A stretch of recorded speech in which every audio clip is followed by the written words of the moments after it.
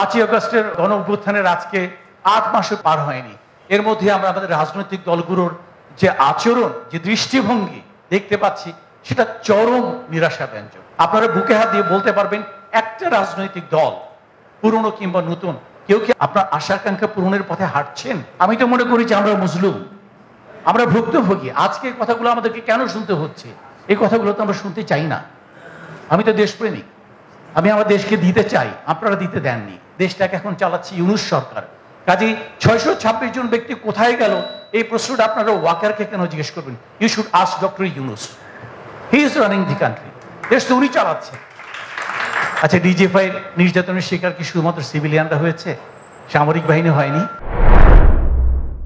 আমাদের যেটা সবচেয়ে বড় সমস্যা, যেটা আমি শুরুতেই বললাম, যে আমরা কখনো কথা বলার সুযোগ পাই।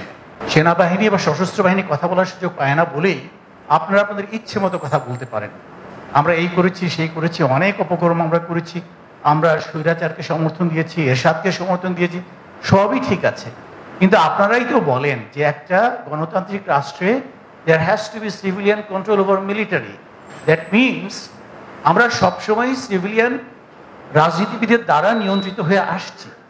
কাজেই আমাদের যদি কোনো ভুল কিছু থেকেই থাকে সেনাবাহিনীর, তার দায়টা মূলত কার উপরে বর্তায়? যারা আমাদেরকে নিয়ন্ত্রণ করে তাদের উপরে।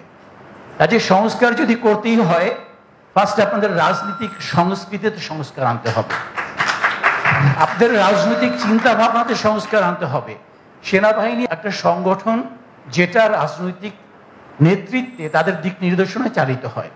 আপনাদের দিক নির্দেশনা যদি ভুল থাকে, আপনাদের নিয়ত যদি ঠিক না থাকে, সেই ক্ষেত্রে সেনাবাহিনীকে দোষারোপ করতে কোনো লাভ নেই। আমি তো মনে করি যে আমরা মজলুম, আমরা ভুক্তভোগী। আজকে এই কথাগুলো আমাদেরকে কেন শুনতে হচ্ছে? এই কথাগুলো তো আমরা শুনতে চাই না। আমি তো দেশপ্রেমিক, আমি আমার দেশকে দিতে চাই, আপনারা দিতে দেননি।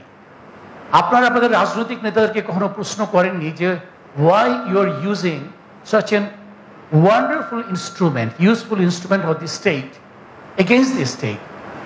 আজকে জনগণের বিরুদ্ধে সেনাবাহিনীকে কেন ব্যবহার করা হচ্ছে?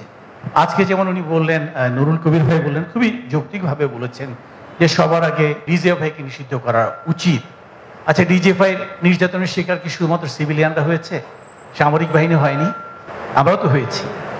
এখন ডিজিএফআই যদি ভুলভাবে ব্যবহৃত হয়ে থাকে, ডিজিএফআইকে ব্যবহার করেছে কারা? ডিজিএফআইকে ব্যবহার করেছে হাসিনা রেজিম, ব্যবহার করেছে হাসিনার আগে যে সমস্ত সরকাররা ছিল তারাই ব্যবহার করেছে। কাজে আমি মনে করি এই সম্পর্কটাকে ঠিক করার আগে প্রথমে বুঝতে হবে, নির্বাচন করে আপনারা যাদেরকে ক্ষমতায় আনছেন, যাদেরকে দেশ পরিচালনার দায়িত্ব যাদের হাতে তুলে দিচ্ছেন, আপনাদের এই যে পছন্দের ব্যাপারটা, আপনাদের সিলেকশনের ব্যাপারটা, আপনাদের নির্বাচনের ব্যাপারটা, এখানে আপনাদেরকে সচেতন হতে হবে যে কাদের হাতে আপনারা রাষ্ট্র পরিচালনার হাত তুলে দিচ্ছেন।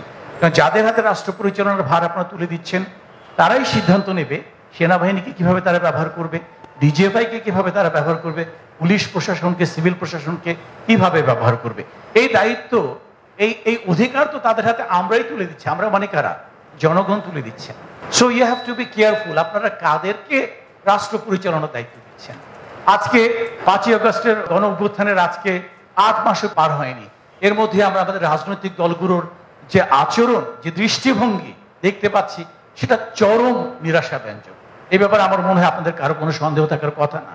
আপনারা বুকে হাত দিয়ে বলতে পারবেন একটা রাজনৈতিক দল, পুরনো কিংবা নতুন, কেউ কি আপনার আশা আকাঙ্ক্ষা পূরণের পথে হাঁটছেন? আমাদের এই যে জুলাই বিপ্লবের যে স্পিরিট, সেই স্পিরিটকে ধারণ করছে এমন কোন দলের কথা আপনারা বলতে পারবেন না। So Hui is at fault? সিদ্ধান্তটা নিতে হবে জনগণকে। আমাদের ভিতরে প্রচুর এলিমেন্ট আছে যারা কন্টিনিউয়াসলি গুজব ছড়িয়ে যাচ্ছে, কন্টিনিউয়াসলি। আমাদের বিভিন্ন মেইন স্ট্রিম মিডিয়ার, আমাদের সোশ্যাল মিডিয়ার কিছু তথাকথিত জনপ্রিয় কিছু ব্যক্তি আছে যারা কন্টিনিউয়াসলি সেনা প্রশাসনের বিরুদ্ধে ইউনূস প্রশাসনের লাগিয়ে দিচ্ছে, ইউনূস প্রশাসনের বিরুদ্ধে কথা বলছেন।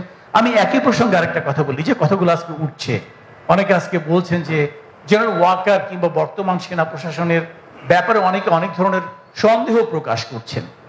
আমি একইভাবে বলবো, এতদিন যেভাবে করে হাসিনা সেনাবাহিনীকে নিয়ন্ত্রণ করছে, আমরা যদি ধরেই নিই আমরা একটা গণতান্ত্রিক রাষ্ট্র কাঠামোর মধ্যে আছি, তাহলে আমাদেরকে ধরে নিতে হবে দেশটাকে এখন চালাচ্ছে ইউনূস সরকার। কাজেই 626 জন ব্যক্তি কোথায় গেল, এই প্রশ্নটা আপনারা ওয়াকারকে কেন জিজ্ঞেস করবেন? You should ask doctor Yunus, he is running the country. দেশ তো উনি চালাচ্ছে। আপনাদের সমস্যাগুলো এই জায়গাতেই, আপনাদের সমস্যাগুলো এই জায়গাতেই যে আপনারাই কিন্তু নিজেদের অজান্তে সেনাবাহিনীকে অযাচিতভাবে ক্ষমতায়ন করছেন। This is not within the purview of general Waker to decide যে 626 জন ব্যক্তি কোথায় গেল। যদি একটু শেষ করতেন। এই প্রশ্নগুলো আপনাদেরকে করতে হবে যাদেরকে আপনারা আস্থায় নিয়েছেন, যাদের উপর আপনারা রাষ্ট্র পরিচালনার দায়িত্ব দিয়েছেন। সেই ইউনূস সরকারকে জিজ্ঞেস করেন যে আপনাদের আশাভঙ্গের কারণগুলো কেন ঘটছে। সেনাপ্রধানকে জিজ্ঞেস করে লাভ নাই, সেনাবাহিনীকে জিজ্ঞেস করে লাভ নাই। আমি আজকে কথাগুলো বলতে পারছি, জুলাই বিপ্লব আমাকে কথা বলার সুযোগটা তৈরি করে দিয়েছে, সেজন্য আবারও ধন্যবাদ।